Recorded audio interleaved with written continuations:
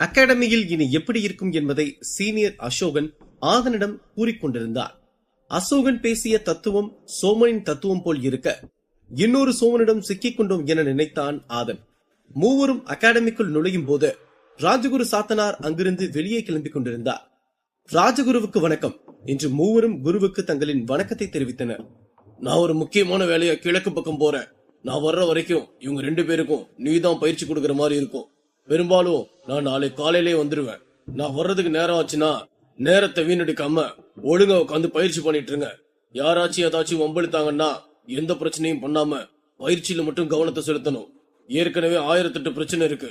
மேற்கொண்டு இன்னும் பிரச்சனைகளை உண்டு பண்ணிட்டீங்கன்னா அதை சமாளிக்க தான் நேரம் இருக்கும். பயிற்சி பண்றதுக்கு நம்ம கிட்ட நேரம் இருக்காது. நான் இல்லாத இந்த நேரத்துல எந்த பிரச்சனையும் பண்ணாம பயிற்சியை மட்டும் பண்ணிட்டு இருங்க என்று தன் கைப்பையை எடுத்துக்கொண்டு அங்கிருந்து கிளம்பினார் ராஜகுரு சாத்தனார். நீங்க சொல்றதெல்லாம் நல்லா புரியுது குருவே. நீங்க கவலைப்படாம போயிட்டு ஆக வேண்டிய காரியங்களை பாருங்க. இங்க எந்த பிரச்சனையும் வராம நான் பாத்துக்கிறேன் என்று வாக்கு கொடுத்தான் அசோகன். பிரச்சனை வராம இருக்கிறதுக்கு மட்டும் விஷயம் இல்ல, பயிற்சியும் ஒழுங்கான முறையில நடந்துகிட்டு இருக்கணும் என்று ராஜகுரு சாத்தனார் கூற, அதுவும் எந்தவித தடங்கள் இல்லாம சிறப்பான முறையில் நடக்கும். நீங்க கவலைப்படாம போயிட்டு வாங்க குருவே என்று பணிந்த துணியில் மற்றொரு உத்தரவாதம் கொடுத்தான் அசோகன். உங்களுக்கும் நான் சொல்றது புரிஞ்சதில்ல என்று ஆதனையும் சோமனையும் ராஜகுரு சாத்தனார் கேட்க, புரிஞ்சது குருவே என்று அவர்களும் தலையாட்டி கூறினார்கள். அப்ப சரி, நான் புறப்படுறேன். சொன்னது எல்லாத்தையும் நனவுல வச்சுக்கோங்க. பயிற்சி மட்டும்தான் இருக்கணும், பிரச்சனை இருக்கவே கூடாது என்று சொல்லி தன் கைப்பையுடன் அங்கிருந்து விடைபெற்றார் ராஜகுரு சாத்தனார். என்னடா சொன்னதெல்லாம் புரிஞ்சதா, இல்லனா நான் ஒரு முறை தனியா உங்ககிட்ட சொல்லணுமா என்று அசோகன் கேட்க, ஐயோ அண்ணா அப்படிலாம் இல்ல, அவர் சொன்னதே நல்லா புரிஞ்சிச்சு. நாங்களும் பயிற்சி எடுக்கணும்னு தானே இங்க வந்திருக்கோம். எந்த பிரச்சனையும் பண்ணாம பயிற்சியில மட்டும்தான் முழு கவனம் செலுத்துவோம். நீங்க ஒன்னும் கவலைப்படாதீங்க என்று வாக்குறுதி கொடுத்தான் ஆதன். சரி, ஏன் இந்த பையன் வந்ததுல இருந்து ஒண்ணுமே பேசாம அமைதியாவே இருக்கான் என்று சோமனை பார்த்து அசோகன் கேட்க, ஐயோ அப்படிலாம் ஒண்ணும் கிடையாதுண்ணா. கத்துக்க வந்த இடத்துல தேவையில்லாத பேச்சு எதுவும் இருக்கக்கூடாதுன்னு வீட்டுல சொல்லி கொடுத்தாங்க. அதான் அப்படியே அமைதியா நீங்க சொல்றது எல்லாத்தையும் கேட்டுட்டு தேவையான நேரத்துல மட்டும் பேசினா போதும்னு அமைதியா இருக்கேன் என்று பதிலளித்தான் சோமன். சோமன் இவ்வாறு கூறுவது ஆதனுக்கு மிகவும் அதிர்ச்சியாக இருந்தது. சம்பந்தமே இல்லாமல் வளவளவென மூச்சு முட்ட பேசியே சாகடிப்பான் சோமன். சற்று முன்பு கூட தன்னுடன் சகலமாக சிரித்து பேசிக் கொண்டிருந்தான். தேவையில்லாத நேரங்களில் பல பிரச்சனைகளை உண்டு செய்பவனும் அவனே. அப்படிப்பட்ட ஒருவன் ஏன் அகாடமிக்குள் மட்டும் இவ்வளவு அமைதியாக இருக்கிறான் என்று ஆதனுக்கு புரியவில்லை. ஏதோ ஒரு கசப்பான சம்பவம் தான் சோமனை இங்கு இவ்வாறு நடந்து கொள்ள உந்துகிறது என்று புரிந்து கொண்டார். நீ தேவையில்லாத நேரத்துல பேசுற ஆள் மாதிரி தெரியலையப்பா. சரி, என்னமோ ஏதாச்சும் பிரச்சனைனா தயக்கமே இல்லாம என்கிட்ட வந்து சொல்லுங்க. நீங்களா முடிவு பண்ணி பிரச்சனையை இன்னும் பெருசாக்கிறாதீங்க. முடிஞ்ச அளவுக்கு என்னோட நிழல்லையே இருங்க. நான் இருக்கும்போது எந்த பிரச்சனை வந்தாலும் அதை சரியா சமாளிக்கிறது எப்படின்னு எனக்கு தெரியும். எனக்கு தெரியும்னு நீங்க நம்பணும். நம்பினாதான் எந்த பிரச்சனையும் வராம பயிற்சியில கவனத்தை செலுத்த முடியும். புரியுதா என்று அசோகன் கேட்டார். அவர்களும் சரி என்று தலையாட்டினார்கள். எனக்கு ஒரு சந்தேகம்னா, ஏன் ராஜகுரு சாத்தனார் இதுவரைக்கும் ஒருத்தர் மட்டும் சிஷ்யனா ஏத்துக்கிட்டாரு? அதாவது மத்தவங்க எல்லாரும் நிறைய பேரை எடுத்துக்கும் போது ராஜகுரு சாத்தனார் மட்டும் ஏன் ஒரே ஒரு ஆளை மட்டும் வச்சுக்கிட்டு இருக்காரு என்று ஆதன் கேட்க, உண்மையான காரணம் என்னன்னு எனக்கு தெரியலடா. ஆனா எனக்கு தெரிஞ்ச வரைக்கும் அவரோட பயிற்சி கொடுக்கிற முறையெல்லாம் ரொம்ப கஷ்டமா இருக்கும். அது சாதாரண ஆளுங்களால பண்ண முடியாது. நல்ல பலசாலியா இருக்கிற வாரியரா இருந்தா கூட அந்த பயிற்சி எல்லாத்தையும் மேற்கொள்றது ரொம்ப கஷ்டம். அதனால நல்ல சிறப்பா பண்ற ஒரு வீரனை மட்டும் எடுத்து அவங்கள நல்லா புரிஞ்சுக்கிட்டு அவங்களுக்கு ஏத்த மாதிரி சரியான பயிற்சிகளை சரியான நேரத்துல சரியான விதத்துல அவங்களுக்கு கொடுப்பாரு ராஜகுரு சாத்தனார். நிறைய பேர் இருந்தா அது சாத்தியம் இல்லாம போயிடும். ஆனா இந்த முறை தான் 2 பேர் எடுத்திருக்காரு. இந்த முறை எல்லாமே வித்தியாசமா இருக்க போதுன்னு நினைக்கிறேன். பொறுத்திருந்து பாப்போம் என்று ஆதனின் கேள்விக்கு பதில் கொடுத்தான் அசோகன். அப்ப நீங்க சொல்றதை வச்சு பார்த்தா இருக்கிறதுலே ரொம்ப வலிமை பெற்றவங்க மட்டும்தான் சாத்தனார் கீழே சிஷ்யரா சேர முடியுமா என்று சோமன் கேட்க, அப்படி இல்ல, மன உறுதியை தான் ராஜகுரு சாத்தனார் எப்பவுமே கணக்குல எடுத்துப்பாரு. போன தேர்ச்சி முடிவுல என்ன எடுத்தாரு. ஆனா என்னோட வலிமை வாய்ந்த ஒரு சிலர் இருக்கதான் செஞ்சாங்க. அவங்கள தவிர்த்துட்டு என்ன எடுத்ததுக்கு என்ன காரணம்னு நான் ஒரு தடவை கேட்டேன். அதுக்கு அவங்க எல்லாருக்குமே ஜெயிச்சிருவோன்னு திமிருதான் இருந்துச்சு. உங்ககிட்ட மட்டும்தான் ஜெயிக்கணும்ன்ற வெறி இருந்துச்சு. அதனாலதான் மத்தவங்களை விட்டுட்டு ஒன்ன எடுத்தேன்னு சொன்னாரு. உங்களையும் அப்படிதான் எடுத்திருப்பாரு. அதனால ஒரு விஷயம் தெரியலனா அதுல எந்த அவமானமும் படாதீங்க. ஆனா அதே சமயம் அதை தெரிஞ்சுக்கணும் அப்படின்ற ஒரு துடிப்போடு இருங்க. அதுவே அவர் மனசுல உங்க பேரெல்லாம் நிலைக்க வச்சிடும் என்று பதில் கொடுத்தான் அசோகன். எனக்கு இன்னொரு சந்தேகம். இப்ப நீங்க இங்க வந்து எங்களுக்கு வேண்டியதை செஞ்சு கொடுத்துட்டு தேவையான நேரத்துல பயிற்சி கொடுத்துட்டு ஒரு சின்ன குருவா இருக்கீங்கல்ல, இந்த மாதிரி உங்களுக்கு யார் இருந்தா அதே மாதிரி நாங்களும் அடுத்து வர்றவங்களுக்கு இருக்கணுமா? இதே மாதிரி எல்லா டீம்லயும் ஒரு சின்ன குரு இருப்பாங்களா? இல்லனா இது ராஜகுரு சாத்தனரோட வழக்கமா என்று ஆதன் தன் கேள்வியை கேட்டான். இது ஒவ்வொரு ராஜகுருக்கும் மாறுபடும். இப்ப நம்ம ராஜகுரு சாத்தனார் எடுத்துக்கிட்டோம்னா முடிஞ்ச அளவு அவரே அவரோட விஷயங்கள் எல்லாத்தையும் பார்த்துப்பாரு. ஆனா சில நேரம் தவிர்க்க முடியாத சூழ்நிலையா இருந்தா இதுக்கு முன்னாடி இருந்தவங்க கிட்ட விட்டுட்டு போவாரு. அப்படி விட்டுட்டு போகவே முடியாத ஒரு ஆள் நான் மட்டும்தான். ஏன்னா எனக்கு முன்னாடி ராஜகுரு சாத்தனாரோட சிஷ்யனா இருந்தவர் உங்க மாமா தொண்டைமான் நெடுஞ்செழியன். அவரோட உதவியை நாட முடியுமா? எங்க போனாலும் என்ன நடந்தாலும் என்ன கூடவே வச்சுக்கிட்டு இருந்தாரு ராஜகுரு சாத்தனார். ஆனா உங்களுக்கு அப்படி இல்ல, நான் இருக்கேன். மத்த ராஜகுருக்களுக்கு இது ஒரு பெரிய பிரச்சனையே கிடையாது. ஏன்னா அவங்க அவ்வளவா அகாடமியை விட்டு வெளியே போறதுக்கு வேலையே கிடையாது. இருந்தாலும் அவங்க பல நேரங்கள்ல முன்னாடி இருந்த மாணவர்களையே நிறைய விஷயங்களுக்கு பயன்படுத்துவாங்க என்று பதில் சொன்னான் அசோகன். அப்படி பண்றது சரியா தப்பா என்று சோமன் கேட்க, சரி தப்பு அப்படின்னு இதை நம்ம பிரிச்சு பார்க்க முடியாது. இதெல்லாம் தாண்டி அதுக்கான தேவை இருக்கா இல்லையான்னு மட்டும்தான் பார்க்கணும். இப்ப ராஜகுரு சாத்தனாருக்கு கிழக்குல ஒரு வேலை இருக்கு. இந்த நேரத்துல உங்களையும் அங்க கூட்டிட்டு போறதுக்கு அவருக்கு கஷ்டமா இருக்கலாம். இல்ல கூட்டிட்டு போறது பல பிரச்சனைகளை உண்டு பண்ணலாம். அந்த மாதிரி சூழல்ல உதவிக்கு ஒரு ஆள் இருக்கிறதுனால ஒன்னும் தப்பு கிடையாது. ஆனா அதே சமயம் இதை வச்சுட்டு வேலை இல்லாம சோம்பேறித்தனமா கிடக்குறாங்க. அவங்களையும் நம்ம தப்பு சொல்ல முடியாது. ஏன்னா அவங்க கூடாரம் எல்லாம் நம்ம கூடாரத்தை விட ரொம்ப வலிமை வாய்ந்த கூடாரமா இருக்கும்.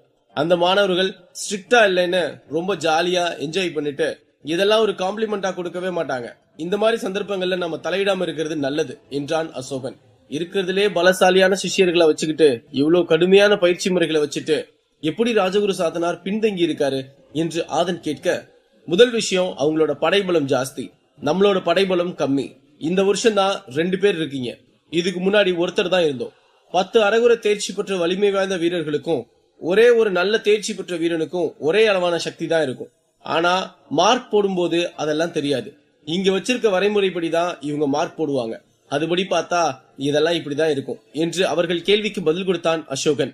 இன்னும் பல சந்தேகங்கள் ஆதனுக்கும் சோமனுக்கும் எழுந்து கொண்டே இருக்க அத்தனையும் அசோகனிடம் கேட்டு தெரிந்து கொண்டனர். அதற்கு பின் அசோகன் ஆதனுக்கும் சோமனுக்கும் அகாடமியை சுற்றி காட்டினான். அப்போது எதேச்சியாக ராஜகுரு ராயன் அங்கு வந்தார். ஆதனும் சோமனும் அவருக்கு மரியாதை செலுத்த தலைகுனிந்து வணக்கம் சொன்னார்கள். ஆனால் அவர் முறைத்தபடி கண்டுகொள்ளாமல் கடந்து சென்று விட்டார். அவர் ஏன் அவ்வாறு செய்தார் என்று மூவருக்கும் புரிந்தது. இனி அகாடமியில் பல சவால்கள் காத்திருக்கிறது என்று தெளிவாக புரிந்து கொண்டான் ஆதன். அந்த சவால்களை சமாளிக்கும் அளவுக்கு வலிமை பெற்றவனாக உருமாற வேண்டும் என்று மனதில் உறுதியாக நினைத்துக் கொண்டான் ஆதன். இதற்கு முன் அசோகன் சொன்ன விஷயங்கள் சோமனை கொஞ்சம் வாட்டிக்கொண்டும் இருந்தது. இப்போது நடக்கும் விஷயம் அந்த வாட்டுதலை அதிகரித்தது. அகாடமியில் வாழ்க்கை இறுக்கமாகவே இருக்குமோ என்று பயந்தான் சோமன். அண்ணா, எனக்கு ஒரே தண்ணி தாகமா இருக்கு, தண்ணி எங்க இருக்கு என்று ஆதன் கேட்க, அது தெரியுது பாரு, 3வது அறை, அங்க போனா நீல கலர் பானையில தண்ணி இருக்கும், அதுதான் நமக்கு ஒதுக்கப்பட்ட பானை, அதுல இருந்து எடுத்து குடிச்சுக்கோ. தப்பி தவறி கூட மஞ்சள் கலர் பானையிலயோ ஆரஞ்சு கலர் பானையிலயோ தண்ணி எடுத்து குடிச்சிடாத, அது ரொம்ப பெரிய பிரச்சனையாயிரும். சொல்றது புரிஞ்சதா என்று அசோகன் கூறினார். ஆதனுக்கு மிகவும் தண்ணீர் தாகம் எடுத்ததால் காரணம் ஏதும் கேட்காமல் தண்ணீர் குடிக்க சென்று விட்டான். என்ன காரணம்? ஏன் நம்ம எல்லாருக்கும் தனித்தனியான தண்ணீர் பானை வச்சிருக்காங்க? ஏன் தண்ணியில ஏதாவது கண்டமா என்று சோமன் கேட்க, பெரிய கண்டம், அது இந்த அகாடமியோட ஐதீகம். வழி வழியா இப்படிதான் கடைபிடிச்சிட்டு வர்றாங்க. நடுவுல நிறைய பேர் இதை மாத்தணும்னு கஷ்டப்பட்டு இருக்காங்க. ஆனா இந்த விஷயத்த மாத்துறதுக்கு ராஜகுரு தணிகைநாதன் ஒரு காலமும் அனுமதிக்கவே இல்லை என்று பதில் சொன்னான் அசோகன். அது யாரு ராஜகுரு தணிகைநாதன்? இதுக்கு முன்னாடி நான் அவரை பார்க்கவே இல்லையே என்று சோமன் கேட்க, ஆமா, அவங்கதான் இங்க இருக்கிறதுல ரொம்ப வலிமை வாய்ந்த அணி. அவருக்கு இருக்க செல்வாக்குனால அவர் யார வேணும்னு நினைக்கிறாரோ அவங்கள சுலபமா தன்னோட அணிக்கு எடுத்துருவாரு. அவர் கேட்டா யாரும் மறுப்பு தெரிவிக்கவும் முடியாது. அதையும் மீறி யாராச்சும் மறுப்பு தெரிவிச்சா அவங்கள அந்த சாபம் சும்மா விடாது. அப்படி மறுப்பு தெரிவிச்ச 2 பேர் தான் ஆதனோட அப்பா மாவீரன் கரிகாலன், அப்புறம் ஆதனோட மாமா தொண்டைமான் நெடுஞ்செழியன். இவங்க 2 பேரோட வீழ்ச்சியில நேரடியா அவரோட சம்பந்தம் எதுவுமே இல்லைனாலும் அவரோட தலையீடு இல்லாம நடந்திருக்காதுன்னு பரவலா நம்பப்படுது. அவர் ரொம்ப கலாச்சார காவலர் மாதிரி பண்ணுவாரு. எத்தனையோ முறை இந்த பானையெல்லாம் ஒன்னாக்குறதுக்கு பல பேர் முயற்சி பண்ண போதும் யாராலையும் அதை எதிர்த்து போராட முடியல. இதனால பல பேர் அவங்க வாழ்க்கையை இழந்திருக்காங்க என்று பதில் சொன்னான் அசோகன். அது எப்படி ஒருத்தரால தகுதி போட்டிக்கு வராம தேர்ச்சி முடிவு அறிவிக்கிறதுக்கு கூட வராம மிகப்பெரிய பலம் வாய்ந்த ஒரு அணியை உருவாக்க முடிஞ்சது என்று சோமன் கேட்க, அதுதான் சொல்றேன்ல, அந்த ஆளுக்கு செல்வாக்கு அவ்வளவு ஜாஸ்தி. பல ராஜாக்கள் அவர்கிட்ட ஏமாந்திருக்காங்க. அவங்க எல்லாருமே இவர் சொன்னா எது வேணும்னாலும் செய்வாங்க. மாவீரன் கரிகாலனோட மரணத்துக்கு முதல் விதை போட்டதே அவர்தான்னு சொல்றாங்க. ஆனா அது எந்த அளவுக்கு உண்மைன்னு எனக்கு தெரியல. சில பேர் அவரோட செல்வாக்க கூட்டிக்கிறதுக்கு அவரே கட்டமைச்சுக்கிட்ட பொருளிதான் இதுன்னு எல்லாம் சொல்றாங்க. எது எப்படினாலும் அவருக்கு ஒரு செல்வாக்கு இருக்கு. அதை வச்சு இந்த மதுரை அகாடமியவே கட்டி ஆண்டுட்டு இருக்காரு அவரு. என்று பதில் சொன்னான் அசோகன். இதை கேட்டு சோமன் ஒரு பக்கம் மிரண்டாலும் மற்றொரு பக்கம் மிகவும் கோபப்பட்டான். எப்படி ஒருவரால் மனசாட்சி இல்லாமல் இவ்வளவு கொடூரமாக ஒரு வாழ்க்கை வாழ முடியும் என்று ராஜகுரு தணிகைநாதனை அந்த கணத்திலேயே வெறுக்கத் தொடங்கினான் சோமன். அவனது சந்தேகத்தை சோமன் கொஞ்சம் கூச்சலிட்ட துணியில் கேட்க, சத்தம் போடாதடா டேய், யாராச்சும் கேட்டுட்டு உனக்கு ஏதாச்சும் பிரச்சனை வரப்போகுது. இங்க பாரு, இதெல்லாம் ஆரம்பத்துல இப்படிதான் இருக்கும். போக போக உனக்கு எல்லாமே புரிஞ்சு பழகி போயிடும். அதனால எல்லாத்துக்கும் எமோஷனல் ஆகாத. ரெண்டாவது, உனக்கு யாராச்சும் பிடிக்கலனா கூட அதை மூஞ்சில காட்டிக்காத. ஏன்னா அது தேவையில்லாத பிரச்சனை எல்லாம் கொண்டு வரும் என்றான் அசோகன். ராஜகுரு தணிகைநாதனால் ஆதனுக்கும் சோமனுக்கும் ஏதாவது பிரச்சனை வருமா? அவரது பின்புலம் என்ன? தெரிந்து கொள்ள இணைந்திருங்கள் பாக்கெட் எஃப்எம் உடன்.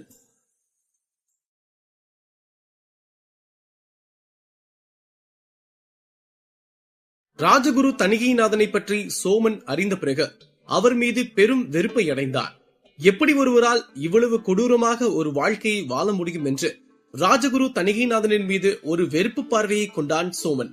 அதை வாய்விட்டு சோமன் சொல்லவும் செய்தான். ஆனால் அவ்வாறு வாய்விட்டு சொல்வது சோமனுக்கும் ஆதனுக்கும் பிரச்சனைகளை கொண்டு வரும் என்று சோமனை எச்சரித்தான் அசோகன். இந்த இடைப்பட்ட நேரத்தில் ஆதன் எந்த தவறும் செய்யாமல் ராஜகுரு சாத்தனாரின் அணிக்கு என்று ஒதுக்கப்பட்ட நீல நிற பானையிலிருந்து தண்ணீரை எடுத்து குடித்தான். அப்போது அங்கு வேறு சில அணியின் சிஷ்யர்களை பார்த்தான் ஆதன். ஆதனை பார்த்தவுடன் அவர்கள் தங்களுக்குள் கிசுகிசுத்துக் கொண்டார்கள். அது ஆதனுக்கு புதிதல்ல என்பதால் எந்த கேள்வியும் கேட்காமல் தண்ணீரை அருந்திவிட்டு அந்த இடத்தை விட்டு வெளியேறினான் ஆதன். இருப்பினும் இப்படி தன்னை பற்றி புறம் பேசுவதை வாழ்க்கை முழுக்க கேட்க வேண்டிய சாபம் தனக்கு இருக்கிறது என்று நினைத்து வருத்தப்பட்டான் ஆதன். ஆதன் வெளியே வரும்போது அவனுக்கு எதிரில் சோமனும் அசோகனும் வந்து கொண்டிருந்தார்கள். அதனால் ஆதன் நடக்காமல் அங்கேயே நின்றான். அப்போது எதேச்சியாக அங்கே 2 தூண்களை பார்த்தான் ஆதன். அந்த தூண்கள் கெப்லர் கிரகத்தின் அரிய வகை கற்களான கரும் பவள கற்களால் ஆனது. அந்த 2 தூணிலும் ஒரு சில பெயர்கள் பொறிக்கப்பட்டிருந்தன. அந்த தூண்களின் அழகால் பிரமித்து போன ஆதன் அவற்றை அருகிலிருந்து பார்க்க ஆசைப்பட்டான். ஆனால் பானைகளில் வேறுபாடு இருந்தது போல் இதிலும் ஏதாவது கட்டுப்பாடுகள் இருந்தால் பிரச்சனைகள் வந்துவிடும் என்பதால், அசோகனா, அந்த 2 தூண் என்னது? அது கிட்ட நான் போய் பார்க்கலாமா என்று அசோகனிடம் கேட்டான் ஆதன். அது தரவரிசை பட்டியல் இடம்பெற்றிருக்க தூண்கள். அதுல 2 தூண்கள் இருக்குல்ல. ஒன்னு பாடி ரிஃபைனிங்ல சிறந்து விளங்குறவங்களோட தரவரிசை பட்டியல். இன்னொன்னு குய் அப்படின்னு சொல்லப்படுற உடம்பு சுத்தி உருவாகிற ஒரு மருத்துவ குண உடைய சக்தியில சிறந்து விளங்குறவங்களோட தரவரிசை பட்டியல். கிட்ட போய் பாக்குறதுனா பாரு, எதுவும் பிரச்சனை கிடையாது என்று பதில் கொடுத்தான் அசோகன். அசோகன் அவ்வாறு சொன்னதால் ஆர்வ மிகுதியில் அந்த தூண்களின் அருகில் சென்றான் ஆதன். அவன் அருகில் செல்ல செல்ல அந்த தூண்கள் அவனை பிரமிக்க செய்தது. தூரத்திலிருந்து பார்த்தபோது யாரோ ஒரு சிற்பி அந்த பெயர்களை செதுக்கியது போல ஆதனுக்கு தெரிந்தது. ஆனால் அருகில் சென்று பார்த்தபோது ஏதோ ஒரு மாயாஜால சக்தியால் அந்த கற்கள் அந்த பெயர்களை தாமாகவே உருவெடுத்தது போல தெரிந்தது. அதன் அழகை பார்த்து வாயடைத்து போன ஆதன் அதில் இருக்கும் பெயர்களை படிக்கவில்லை. மாறாக அதன் அழகை கைகளை வைத்து தடவி பார்த்தான். கிறிஸ்டல் கற்களால் ஆன தூண்களைப் போல் அவ்வளவு வலுவழுப்பாக இருந்தது அந்த தூண்கள். முதலில் அவன் படிக்க முற்பட்ட தூண் குய் பயிற்சி முறைகளில் சிறந்து விளங்கிய நபர்களின் பட்டியல். அதில் அவன் கண்களுக்கு தென்பட்ட முதல் ஆள் சயகன் வம்சத்தை சார்ந்தவர்களும் தன் முன்னாள் காதலி மைதிலியின் வருங்கால கணவனுமான அட்டோரியன். அட்டோரியனின் பெயர் அந்த பட்டியலில் இடம்பெற்றிருப்பதை ஆதனால் நம்ப முடியவில்லை. அட்டோரியனுக்கு நிகரான பலத்தை பெற்றிருக்கிறோம் என்று நினைத்து சந்தோஷப்பட்டுக் கொண்டிருந்தான் ஆதன். ஆனால் அது எப்படி இருந்தாலும் ஏன் தன்னுடைய பெயர் இல்லாமல் அட்டோரியனின் பெயர் இடம்பெற்றிருக்கிறது என்று ஆதனால் புரிந்து கொள்ள முடியவில்லை. அதுபோக தன்னுடன் போட்டி போட்டு இந்த முறை அகாடமியில் தேர்ச்சி பெற்ற ஒருவன் எப்படி இந்த மாபெரும் சிறப்புகள் பெற்ற பெயர் பட்டியலில் இடம் பிடித்தான் என்று ஆதனுக்கு ஆச்சரியமாக இருந்தது. ஒருவேளை அது வேறு யாராவது இருக்கக்கூடுமோ என்று நினைத்தார். அசோகனா, இதுல அட்டோரியன் அப்படின்னு போட்டிருக்கல, அது யாரு என்று தயங்கியபடி கேட்டான் ஆதன். உன் கூட இவ்வளவு பிரச்சனை பண்ண அதே அட்டோரியன் தான் அது. கபடபுரத்தோட சைகன் வம்சத்தோட இளவரசன் அட்டோரியன் என்று ஆதனின் சந்தேகத்தை தீர்த்து வைத்து அவனுக்கு பெரும் அதிர்ச்சியை அன்பளிப்பாக கொடுத்தான் அசோகன். அது எப்படி சாத்தியம்? நானும் அவனும் ஒரே மாதிரி தானே இருக்கும். ஒரே அளவு பலம் தானே அவனுக்கும் எனக்கும் இருக்கு. அவனும் இந்த முறை தானே தேர்ச்சியாகி அகாடமிக்கு உள்ள வரான். அவனால எப்படி அந்த பட்டியல்ல அவனோட பெயரை கொண்டு வர முடிஞ்சது? அவனால முடிஞ்ச விஷயம் ஏன் என்னால முடியல? அப்போ நான் அவனை விட பலத்துல குறைஞ்சவனா? இதுக்கு பின்னாடி ஒரு பெரிய சூழ்ச்சியே இருக்க மாதிரி இருக்கு. இதை நான் தட்டி கேட்டே ஆவேன். இதை நான் சும்மா விட மாட்டேன். எனக்கு நியாயம் வேணும். அப்படியே அவன் இந்த பெயர் பட்டியல்ல வர்றதுக்கு தகுதியானவனா இருந்தா கூட என் கூட வந்து மோதி பார்க்கட்டும். அப்ப தெரியும் யார் இந்த பட்டியல்ல வர்றதுக்கு தகுதியான ஆளுன்னு என்று கூச்சலிட்டு தன் ஆதங்கத்தை வெளிப்படுத்தினான் ஆதன். சோமனுக்கு இது ஒரு பெரிய பொருட்டாகவே தெரியவில்லை. இப்போதைக்கு ஆதன் சத்தம் போடாமல் இருப்பதை தான் சோமன் விரும்பினான். ஏனென்றால் அது தேவையில்லாத பிரச்சனையை கொண்டு வரும் என்று சோமனுக்கு தெரியும். இதற்கு முன் சோமன் கேட்ட கதைக்கு இது எவ்வளவோ பரவாயில்லை என்று நினைத்தான் சோமன். இங்க பாரு ஆதன், அவன் பேர் அங்க வந்தது சரியா தப்பா, நியாயமா அநியாயமா இதெல்லாம் எனக்கு தெரியாது.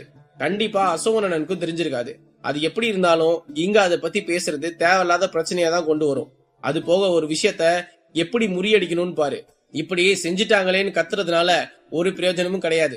நம்ம இங்க இருந்து நல்லா பயிற்சி பண்ணி ஒழுங்கா எல்லாத்தையும் கத்துக்கிட்டு வாழ்க்கையில அடுத்த இடத்துக்கு போகணும். நம்ம ஒரு இடத்துக்கு போய் பிரியாணி சாப்பிட போறோம்னா போய் பிரியாணி சாப்பிடறதுலதான் நமக்கு கவனம் முழுக்க இருக்கணும். போற வழியில 10 டீ கடை இருக்கதான் செய்யும். ஒரு இடத்துலயும் டீ குடிச்சிட்டு போனோம்னா நேரமும் வீணாகும். அங்க போய் வயிறார திருப்தியா நீ ஆசைப்பட்ட மாதிரி பிரியாணியும் சாப்பிட முடியாது. இந்த அட்டோரியன் எல்லாம் ஒரு டீ கடை மாதிரி தான். எது தேவை எது முக்கியம்னு புரிஞ்சுக்கிட்டு பேய் மாதிரி வேலை பண்ண, புரியுதா என்று சோமன் தன் வழக்கமான தத்துவ பாணியில் ஒரு அறிவுரையை ஆதனுக்கு கொடுத்தான். ஆதனுக்கு கோபமெல்லாம் பறந்து போய் சிரிப்பு வந்து விட்டது. இவ்வளவு இக்கட்டான சூழ்நிலையிலும் எப்படி ஒருவனுக்கு பிரியாணி நினைப்பு வருகிறது என்று நினைத்து லேசாக புன்முறுவல் செய்தான் ஆதன். சோமனின் இந்த அறிவுரைகள் ஆதனுக்கு பழகி போய் விட்டதால் அவனுக்கு பெரிய விஷயமாக தெரியவில்லை. சிரித்துவிட்டு அதை கடந்து விட்டான். ஆனால் அசோகனுக்கு அதுதான் முதல் முறை. எப்படி இப்படி ஒரு பைத்தியத்தை ராஜகுரு சாத்தனார் தன் சிஷ்யனாக ஏற்றுக்கொண்டார் என்று அசோகனுக்கு மிகப்பெரிய ஆச்சரியம்.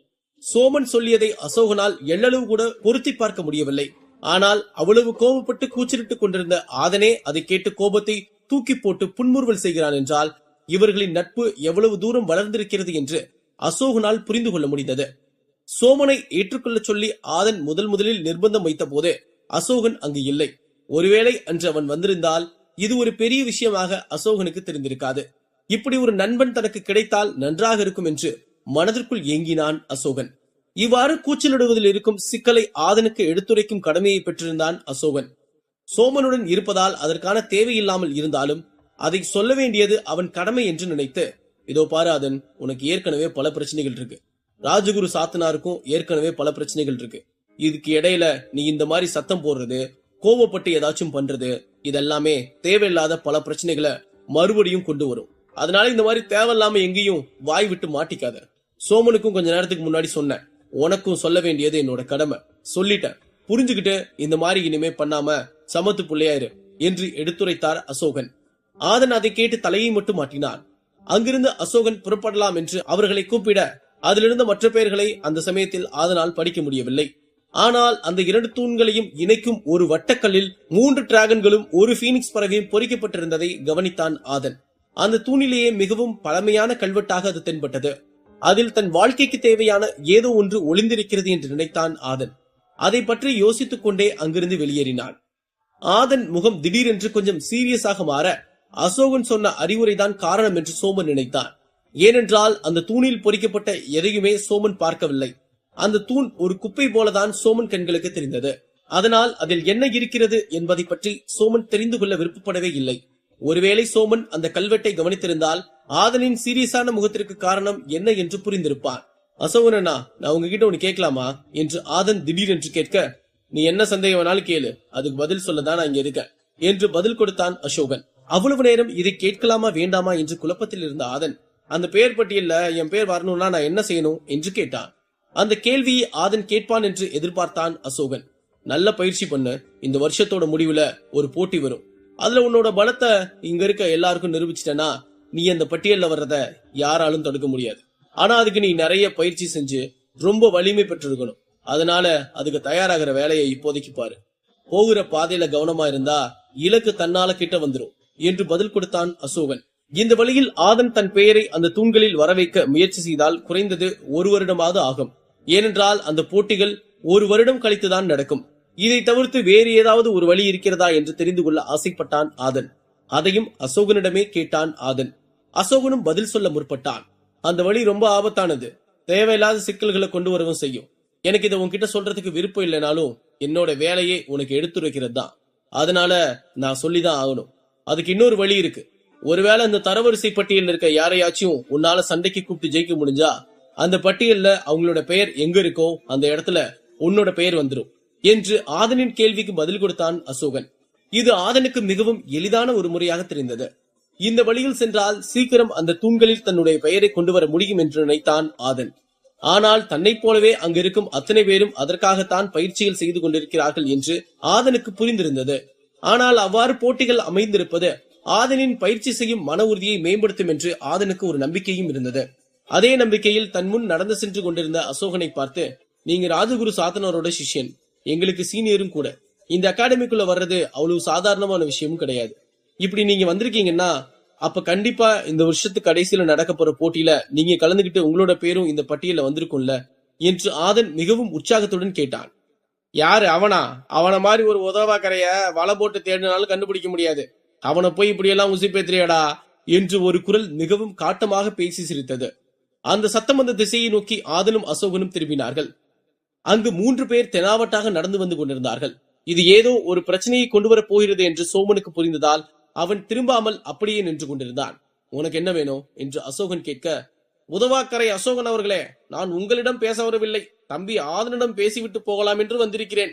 பொத்திக்கொண்டு ஓரமாக நகர்ந்து விடுங்கள். இல்லை என்றால் உங்கள் முதுகு எலும்பை உடைத்து அதை வைத்து சூப்பு போட்டு உங்களையே ஊத்தி கொடுத்துருவேன். மரியாதையா நடந்து கொள்ளுங்கள் என்று மிகவும் நக்கலாக பேசினான் அந்த மூவரில் ஒருவரான கந்தர்வன்.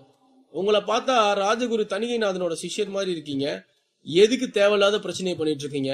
இந்த விஷயம் ராஜகுருக்களுக்கு எல்லாம் தெரிஞ்சதுன்னா தேவையில்லாம உங்களுக்கும் பிரச்சனை, எனக்கும் பிரச்சனை. அதனால வாயை கொடுத்து வாயில புண்ணாக்கிக்காதீங்க என்று அசோகன் மிகவும் திமிரான துணியில் நக்கலாக சொன்னார். இதோ போறடா மிரட்டுறான், நீ மிரட்டுறதுக்கெல்லாம் நாங்க பயந்துருவோம்னு நினைச்சியா? இல்லனா அப்படி பிரச்சனை தான் ஆகட்டுமே, போட்டி போட்டு பாத்திரலாம். உங்க ஜூனியர் வேற நம்பிக்கையா பேசுறாரு, அந்த பேர் பட்டியல இடம் பெறதுக்கு யாருக்கு தகுதி இருக்குன்னு மோதி பாத்திரலாம். உங்களுக்கு இப்போ போட்டி போடுறதுக்கு பயமா இருக்குன்னா சொல்லுங்க, நான் வேணும் காத்துக்கிட்டு இருக்கேன். வருஷம் முடிவுல வர்ற போட்டியிலே மோதிப்போம் என்று மிகவும் துணிச்சலுடன் பேசினான் கந்தர்வன். ஏன்பா ஏற்கனவே வாங்கினது எதுவும் போதாதா? உன் கூட சண்டை போட்டா நீ ஏமாத்தில ஜெயிப்ப என்று நக்கலாக சொல்லி கந்தர்வனை முறைத்தான் அசோகன். இருவர் பேசுவதையும் ஆதன் அமைதியாக கேட்டுக்கொண்டிருந்தான். இருவருக்கும் பல நாள் பகை இருப்பதை புரிந்து கொண்டான். சோமனுக்கு நடப்பது எதுவுமே பிடிக்கவில்லை. இவ்வளவு நேரம் சத்தம் போடக்கூடாது, யாரையும் தப்பாக பேசக்கூடாது என்று பிரச்சனைகளை தவிர்க்க நம்மிடம் பல அறிவுரைகளை சொன்ன சீனியர் அசோகன் அவர்களே இப்படி குழாயடி சண்டை போட களத்தில் இறங்குகிறாரே என்று நினைத்து வருத்தப்பட்டான். சோமனுக்கு கடவுள் நம்பிக்கை இல்லை என்றாலும் அந்த சமயத்தில் எந்த பிரச்சனையும் வரக்கூடாது என்று கண்களை மூடி கடவுளை வணங்கினான். சோமனின் அந்த இல்லா கடவுள் அவனது வேண்டுதலுக்கு செவிசாய்த்து பிரச்சனைகளை தடுப்பாரா? தெரிந்து கொள்ள இணைந்திருங்கள் பாக்கெட் எஃப்எம்-உடன். கரும்பவள தரவரிசை தூணில் தன் பெயர் இடம்பெற வேண்டும் என்பது பற்றி அசோகனிடமும் சோமனிடமும் பேசிக் கொண்டிருந்தான் ஆதன். அப்போது அழைக்கா விருந்தாளியாக வம்பை தூக்கி கொண்டு வந்தான் கந்தர்வன். கந்தர்வனுக்கும் அசோகனுக்கும் இருந்த பழைய பகையின் காரணமாக அவர்கள் இருவருக்கும் வாய்ச்சண்டை வெடித்தது. அந்த சண்டை எந்த பிரச்சனையும் கொண்டு வரக்கூடாது என்று கடவுள் நம்பிக்கை இல்லாத சோமன் கூட கடவுளை வணங்கி கேட்டான். அவன் வேண்டுதல் பொய்யாகி போனாலும் கணிப்பு சரியானது. இருவரின் வாய்ச்சண்டை சத்தத்தின் நீட்சியாக அவர்களை சுற்றி வேடிக்கை பார்க்க ஒரு கூட்டம் கூடியது. உன் கூட தேவையில்லாம சண்டை போட்டு எந்த பிரச்சனையும் உண்டாக்க நான் விரும்பல, ஆதன் வா போலாம் என்று அங்கிருந்து நகர்ந்தான் அசோகன். ஆதனும் அசோகன் சொன்னது போல் அந்த இடத்தை விட்டு நகரலாம் என்று முடிவெடுத்த போது, போங்கடா போய் எங்காச்சும் ஒளிஞ்சுக்கோங்க, எப்படியும் வருஷ கடைசியில நடக்க போற போட்டியில நீ வந்துதானா ஆகணும், அப்ப பாத்துக்கிற உன்ன என்று திமிராக கந்தர்வன் கூற ஆதன் நகராமல் அப்படியே நின்றான். ஆதனுக்கு இது புதுசு இல்லை. எந்த கட்டளையையும் அப்படியே எடுத்துக்கொண்டு அதன்படி நடக்கும் பழக்கம் ஆதனுக்கு இல்லை. அந்த கட்டளை எவ்வளவு பெரிய மதிப்பு மிக்கவர்களிடமிருந்து வந்தாலும் சரி, எவ்வளவு பெரிய பலசாலியிடமிருந்து வந்தாலும் சரி, தானாக முடிவெடுத்துதான் ஒரு செயலை செய்வான் ஆதன். ஆதன் ஏன் அங்கிருந்து நகராமல் அவர்களை முறைத்து பார்த்து கொண்டிருக்கிறான் என்று அசோகனுக்கும் சோமனுக்கும் புரியவில்லை. பிரச்சனை அசோகனுக்கும் கந்தர்வனுக்கும் தான். ஏன் ஆதன் கோபப்பட்டு அவர்களை முறைக்கிறான் என்று அவர்கள் குழம்பினார்கள். ஆதன் அங்கு முறைத்தபடி நின்றவுடன் கந்தர்வனுக்கு சுளீர் என்று கோபம் வந்து அவனுடன் இருந்த 2 7ஆம் நிலை பாடி ரீஃபைனிங் கொண்ட பலசாலிகளை ஆதனை அடிக்க அனுப்பினான். ஒழுங்கா இப்பயே ஓடி போயிரு, இல்லனா அகாடமிக்குள்ள இது உனக்கு முதலும் கடைசிமான நாளா மாறிடும் என்று கந்தர்வன் எச்சரித்தும் எந்த சலனமும் இல்லாமல் அவர்களை முறைத்தபடி அப்படியே நேர் நின்று கொண்டிருந்தான் ஆதன். கந்தர்வனுக்கு மிகப்பெரிய ஆச்சரியம். ஒரு 6ஆம் நிலை பாடி ரீஃபைனிங் கொண்ட பொடி பயலுக்கு எவ்வளவு திமிரா என்று ஆதனை பார்த்து கடுகடுத்தான் கந்தர்வன்.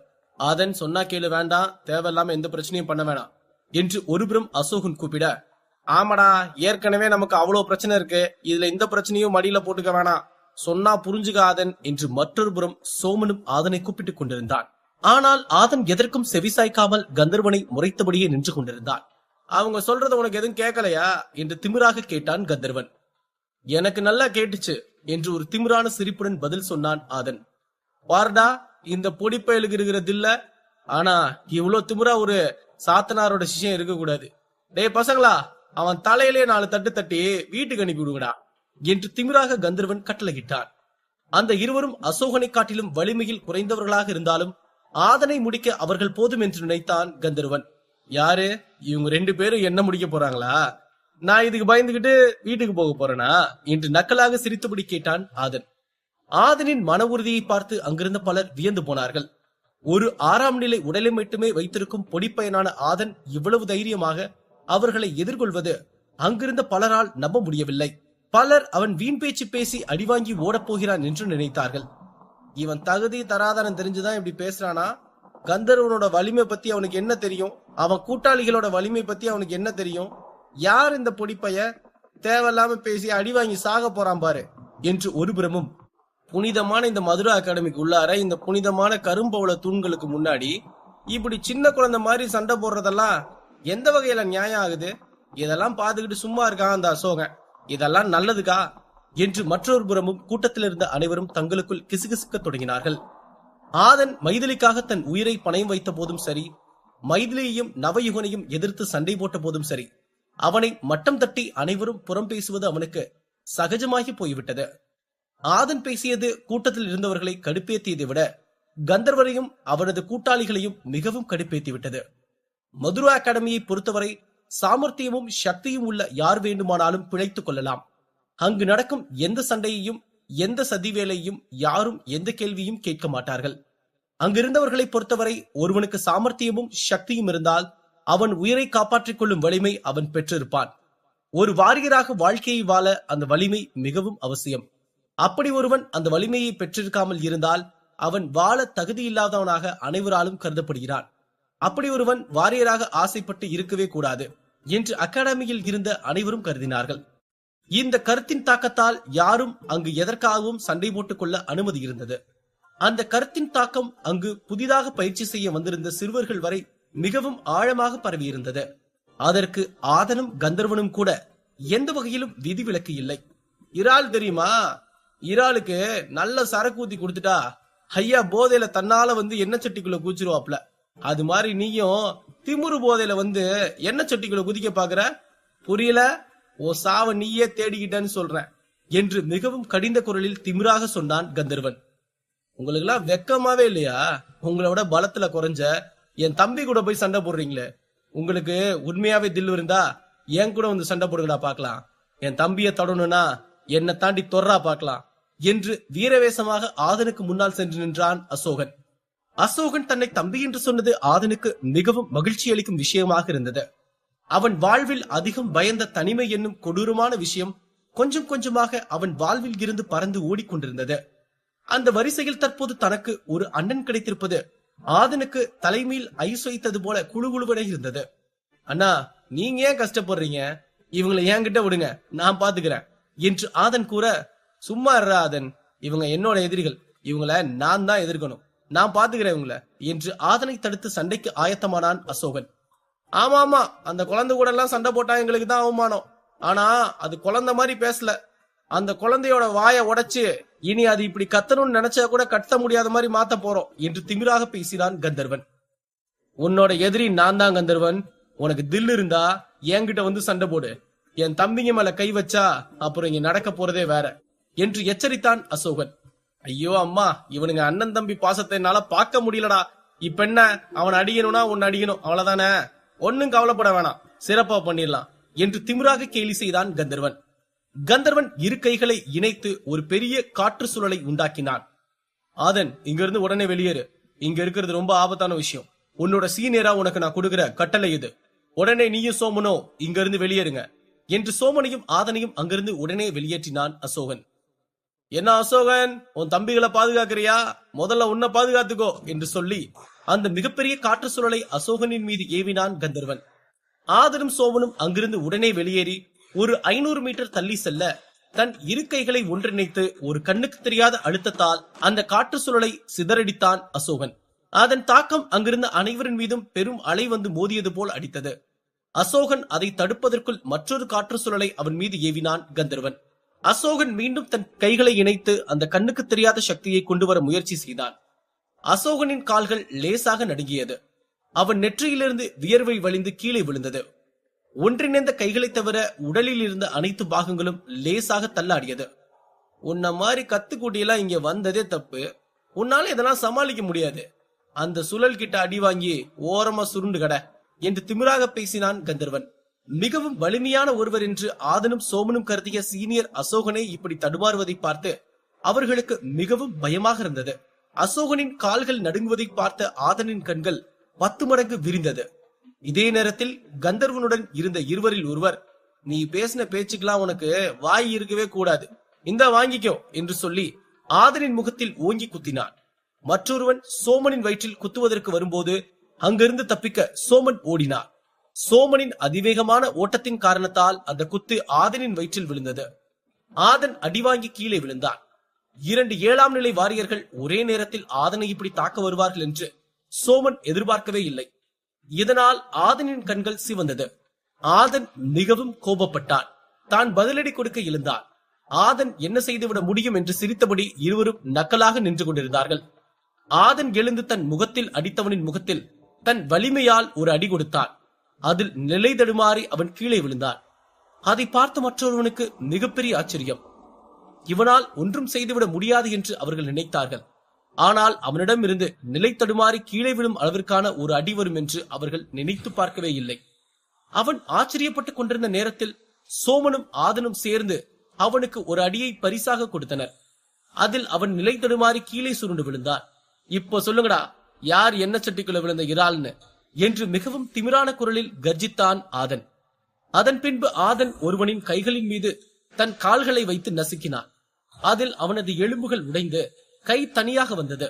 அது மிகவும் நுண்ணியமாக நடந்ததால் எதிரிக்கு அலறல் விடக்கூட நேரம் கிடைக்கவில்லை. அவன் கையை உடைத்துவிட்டு ஒரு பயங்கரமான பார்வையை பார்த்தான் ஆதன். பயங்கரமாக வெறியேறியிருந்தான் ஆதன். அவர்களது கையை உடைத்தது சோமனுக்கு பிடிக்கவே இல்லை. ஒருவர் தம்மை தாக்க முயற்சிக்கும் போது தற்காப்புக்காக அவர்களை தாக்குவது நியாயமான விஷயம். ஆனால் இவ்வளவு வெறியேறிய மிருகமாக மாறி அவர்கள் கையை உடைப்பது எந்த விதத்திலும் சோமனுக்கு நியாயமாக படவில்லை. இருப்பினும் அந்த சூழலில் சோமனால் எதுவும் சொல்ல முடியவில்லை. கைகள் உடைப்பட்டவனின் கண்களில் பயத்தை தவிர வேறு எதுவும் இல்லை. அவனது உடம்பில் இருந்து நரம்புகளும் எலும்புகளும் கொஞ்சம் கொஞ்சமாக செயலிழப்பதை அவனால் உணர முடிந்தது. இதிலிருந்து அவன் உயிர் பிழைத்தாலும் எதற்கும் உபயோகம் இல்லாத குப்பை போன்ற ஒரு வாழ்க்கையை தான் அவனால் வாழ முடியும். ஆதன், நீ செய்யறது எனக்கு சரியா படல என்று சோமன் சொல்லி முடிப்பதற்குள் மற்றொருவனின் கழுத்தில் ஒரு உதை உதைத்தான் ஆதன். சரியாக மூளையிலிருந்து உடம்புக்கு பாயும் நரம்பின் மீது உதைத்ததால் அந்த நரம்பு செயலிழந்தது. அவன் உடம்பு முழுக்க செயலிழந்து போனது. வெறும் விழிப்பு மட்டும் இருக்கும் அரைபுறமாக அவன் கிடந்தான். தான் சொல்ல வருவதை கூட கேட்காமல் இப்படி கொடூரமாக நடந்து கொள்கிறான் ஆதன் என்று சோமனுக்கு மிகப்பெரிய வருத்தம். என்னடா சொல்ல வந்த என்று ஆதன் சோமனை கேட்க, இதுக்கு மேல நான் சொல்லியும் பிரயோஜனம் கிடையாதுரா என்று சொல்லிவிட்டு அங்கிருந்து நகர்ந்தான் சோமன். உனக்கு என்னதான்டா பிரச்சனை, நீ ஏன் இப்ப கோச்சிட்டு போற என்று ஆதன் சோமனை கேட்க, மனுஷனா மிருகமாடா நீயே, எவ்வளவு கொடூரமா பிஹேவ் பண்ற என்று சோமன் கேட்க, நான் என்ன இப்ப தப்பா பண்ணிட்டேன், நீ பார்த்துட்டானே இருந்த எல்லாத்தையும், நடந்த சண்டையில நம்ம மேல ஏதாச்சும் தப்பு இருக்கா, நம்மள ஒதுங்கி போக சொன்னப்ப நம்ம ஒதுங்கி தானே போனோம், இவங்களா தானே நம்மள அடிக்க வந்தாங்க, இவங்களா தானே நம்மள ரொம்ப மட்டமா பேசினாங்க என்று ஆதன் கேட்க, அவங்கதான் எல்லாத்தையும் ஆரம்பிச்சாங்க, அவங்கள திருப்பி அடிச்சதெல்லாம் நான் தப்பு சொல்லல, ஆனா அதுக்காக இவ்வளவு கொடூரமா பண்ணணும்னு எந்த அவசியமும் கிடையாது தானே என்று சோமன் பதில் கேள்வி கேட்டான். இவங்களை இப்படியே விட்டா மறுபடியும் வந்து நம்ம கூட சண்டை போட்டுட்டு தான் இருப்பாங்க. அது போக அவங்க பேசின பேச்சு எல்லாத்தையும் கேட்டுட்டு தானே இருந்த, இப்படி 2-3 அடிக்கே சுருண்டு விழுகிறவங்க எல்லாம் இவ்வளவு பேச்சு பேசலாமா? அவங்க பேசின பேச்சுக்கான பரிசை தான் கொடுத்திருக்கேன். எல்லாத்துலயும் எல்லா நேரமும் ஒரே மாதிரி நியாயமா இருக்காது. ஒரே நியாயத்தை எல்லாத்துக்கும் பொருத்தி பார்க்கணும்னு முயற்சி செய்யாத என்று ஆதன் சோமன் கேட்ட கேள்விக்கு பதில் கொடுத்தான். சோமனால் அந்த பதிலை ஏற்றுக்கொள்ள முடியவில்லை என்றாலும் ஏதும் சொல்லாமல் அமைதியாக இருந்தான். மறுபுறம் அசோகனும் கந்தர்வனும் சண்டை போட்டுக் கொண்டிருந்தார்கள். கந்தர்வன் அசோகனை முடித்துவிட்டு ஆதனுடன் சண்டை போட வருவானா? அசோகனுக்கு துணையாக ஆதனும் கந்தர்வனுடன் சண்டை போட போவானா? தெரிந்து கொள்ள இணைந்திருங்கள் பாக்கெட் எஃப்எம் உடன்.